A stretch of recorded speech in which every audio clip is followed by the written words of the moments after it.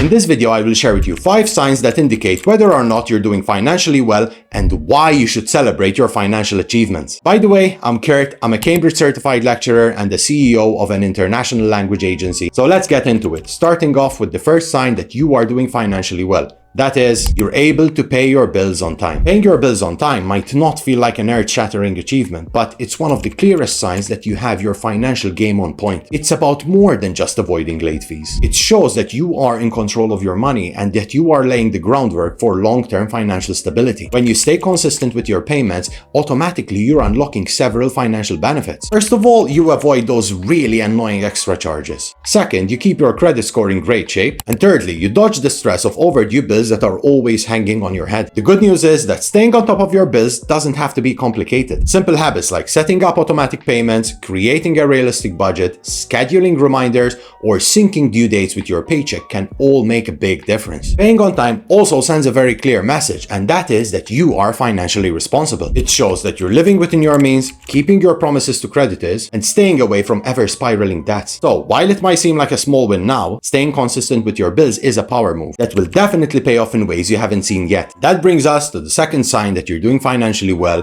which is you have an emergency fund. An emergency fund is one of the most important signs of financial health. It's your backup plan for when life throws you a curveball. Whether it's an unexpected medical bill, a car that all of a sudden decides to stop working, a gap between jobs, an emergency fund gives you that extra bit of leeway, that extra room to breathe, and ensures that you can handle these surprises without diving into debt. And let's be honest, peace of mind is priceless. The rule of thumb is to save between 3 to 6 months of essential expenses, but it's very important to not let that number overwhelm you. Even starting with $1,000 can make a world of difference, especially when something unexpected pops up. If you're wondering how to save more and double your savings this month, I will link a video down in the description below. I will also link it to one of the stickers at the end of the video. It's all about quick and practical ways of growing your savings this month. You need a lot of focus to build an emergency fund. Start by setting specific savings goals, automating deposits into a separate account, and tweaking your budget to free up extra cash. Do you want to get there faster? How about you consider a side hustle or an income gig so you can boost your income and speed up the process? Key to maintaining an emergency fund is financial discipline. Make sure to use it only for true emergencies like urgent medical expenses or necessary repairs,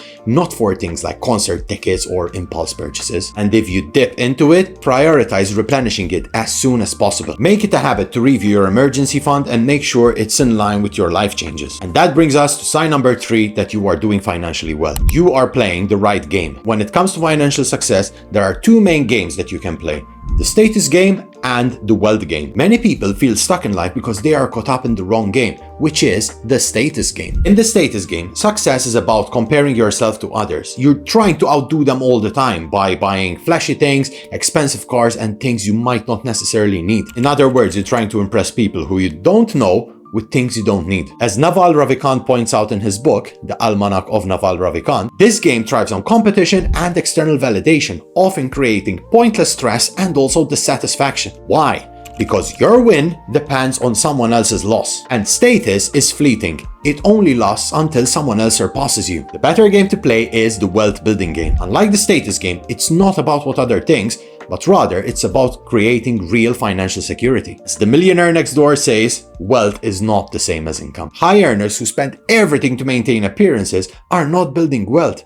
They're just keeping up. Real wealth comes from saving, investing, and living below your means. Number 4, you're willing to delay gratification. The ability to delay gratification is a key trait of financial stability, reflecting discipline and pure focus on long-term goals. This mindset involves prioritizing future benefits over temporary pleasure, such as saving for a fully funded vacation or planning your retirement instead of opting for impulse purchases. By delaying the time of purchase, by choosing to wait instead of purchasing something immediately, you avoid that, and you're also training your mind to instinctually make smarter financial decisions. Delayed gratification also allows you to focus on what really matters, such as building an emergency fund, paying down debt, or growing your investments, all of which contribute to long-lasting financial security. The rewards of restraint often compound, leading to major achievements such as becoming debt-free or even reaching financial freedom. And the final sign that shows that you are doing financially well is you're living below your means. Living below your means is a cornerstone for strong financial success and a vital habit for long-term financial health. This doesn't mean denying yourself the things you really enjoy or living in deprivation. It simply means being intentional with your spending. It's all about understanding where your money goes,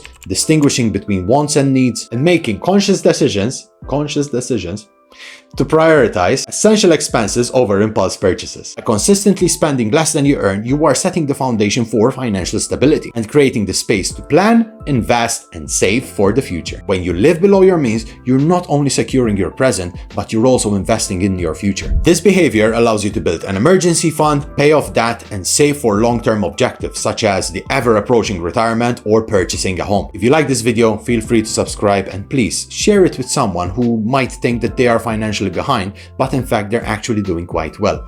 Thank you very much, and I'll see you next week.